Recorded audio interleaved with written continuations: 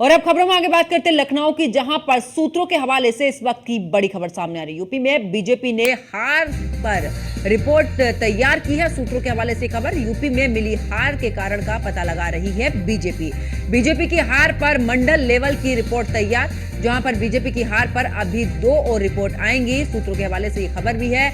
तीनों रिपोर्ट आने के बाद किया जाएगा मिलान। एक रिपोर्ट को 80 लोगों की टीम कर रही है तैयार, दूसरी रिपोर्ट को हारे हुए प्रत्याशियों की तरफ से दी जा रही है। यूपी बीजेपी आलाकमान को सौंपी जाएंगी रिपोर्ट। सभी रिपोर्ट केंद्रीय आलाकमान को भी भेजी जाएंगी। पहली रिपोर्ट में सूत्रों के हवाले से खबर है कि मोदी और योगी के नाम पर खुद को जीता हुआ मान रहे थे प्रत्याशी। 2 बार से ज्यादा जीते हुए सांसदों की अगर बात करें तो जनता में नाराजगी थी, यही वजह रही, और कुछ सांसदों का व्यवहार भी ठीक नहीं था।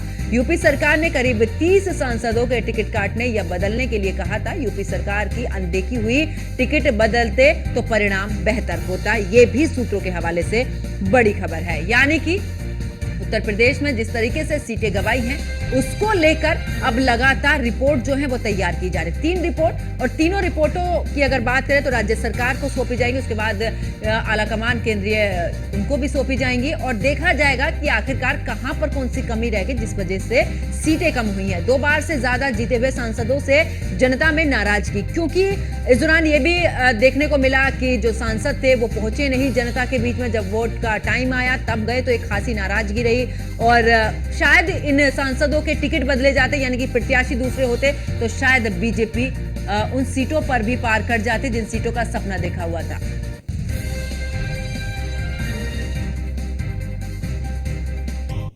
और ज्यादा जानकारी के लिए हमारे संवाददाता मनीष मिश्रा हमारे साथ में लाइव जुड़ चुके हैं। मनीष, अगर बात करें, क्योंकि देखा है कि अब बीजेपी पूरे तरीके से मंथन करती नजर आ रही है कि आखिरकार सीटें हमने गंवाई हैं, उन सीटों पर क्या कुछ रहा है। 3 रिपोर्टें इस दौरान रहेंगी सामने, जो कि अलग अलग टीमें कर रही हैं, वजह ढूंढ रही हैं कि कौन कौन सी वजह रही है हारने की, यानी कि सीटें कम करने की, और उसके बाद राज्य सरकार के बाद केंद्र में भी भेजी जाएंगी कि ये वजह रही हैं। तो आखिरकार इसको लेकर क्या कुछ जानकारी? देखिए, निश्चित तौर से आपको बता दूं कि संगठन, उत्तर प्रदेश का जो बीजेपी संगठन है वो शीर्ष नेतृत्व के संपर्क में है, और उससे रिपोर्ट तलब की गई है कि आप अपने जो हार है उसकी समीक्षा करें, कारणों की समीक्षा करें, और किस तरीके से जो हार है उसकी ग्राउंड रिपोर्ट एक तैयार करके आप उनको भेजिए।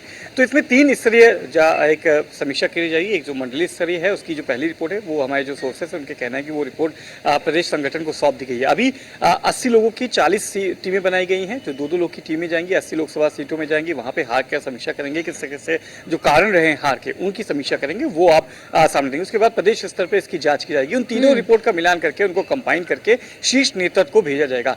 जो सबसे पहले जो कारण आ रहे हैं, जो हार के कारणों का जो सबसे पहले जो फीडबैक आया है, जो हमारे सोर्सेस रिवील किया है कि उसमें अगर आप देखेंगे तो एंटी इनकम्पेंसी तो थी। जो आपके सांसद थे, 2 बार से सिटिंग सांसद थे, उनके खिलाफ एंटी इनकम्पेंसी थी, वो अपने संसदीय क्षेत्र में नहीं रहते थे। साथ ही साथ जो उत्तर प्रदेश की जो संगठन है बीजेपी और सरकार है, उन्होंने एक जो रिपोर्ट की गई थी, आपको याद होगा जब चुनाव के पहले जब प्रत्याशियों का चयन हुआ था उसके पहले एक रिपोर्ट मांगा गया था कि आप विस्तारकों के साथ एक रिपोर्ट भेजिए कि आपके सांसद का रिपोर्ट कार्ड कैसा है। उस रिपोर्ट कार्ड के आधार पर भी हम लोग ने भी ये कहा गया था कि करीब 24 से 30 सांसद ऐसे होंगे, करीब 2 से ढाई दर्जन ऐसे सांसद होंगे जिनके सांसद सीट से उनको बदलना चाहिए, पर उनकी अनदेखी की गई शीर्ष नेतृत्व के द्वारा, या फिर उनकी रिपोर्ट के मिलान के द्वारा शायद उनको टिकट नहीं बदला गया, उसका भी अनदेखी आपने करना पड़ा। साथ ही साथ अगर आप देखेंगे तो फिर से एक बार प्रधानमंत्री नरेंद्र मोदी के चुनाव के चेहरे पे चुनाव लड़ रहे थे, और शायद उसका कहीं ना कहीं ज्यादा ओवर कॉन्फिडेंस होना, एक कॉन्फिडेंस होता है कि हम जीतेंगे, कॉन्फिडेंट अपने काम के पर होते हैं, पर प्रधानमंत्री नरेंद्र मोदी के चेहरे पे ज्यादा ओवर कॉन्फिडेंस है, उसका आपने खामियाजा होता है। दूसरी बात कि किस तरीके से जो कार्यकर्ताओं की अनदेखी गई थी, अनदेखी करा गई थी, उसमें जो उदासीनता थी, कार्यकर्ता तो निकले, उन्होंने अपना वोट दिया, पर वो दूसरों को वोट कराने के लिए कहे, दूसरों को मतदान केंद्र तक लाने में असफल रहे, ये भी बहुत बड़ा कारण। तीसरा कि जिस तरीके से संविधान बदलना, और साथ ही साथ जो निधि थी 8500 रुपए का, उन सब जो मुद्दे बनाए गए थे विपक्ष के द्वारा, जो रोजगार को लेके, अग्निवीर को लेके, उनका काउंटर करना, जिसलिए बीजेपी मानी जाती थी, जो सोशल मीडिया माना जाता था कि बहुत ज्यादा प्रोएक्टिव रहता है, पर वो सोशल मीडिया विंग का बहुत ज्यादा, IT विंग का जो कहा जाए उदासीनता, वो भी आपको देखने मिली। वो भी हार का बहुत बड़ा कारण है कि आप काउंटर नहीं कर पाए विपक्ष को।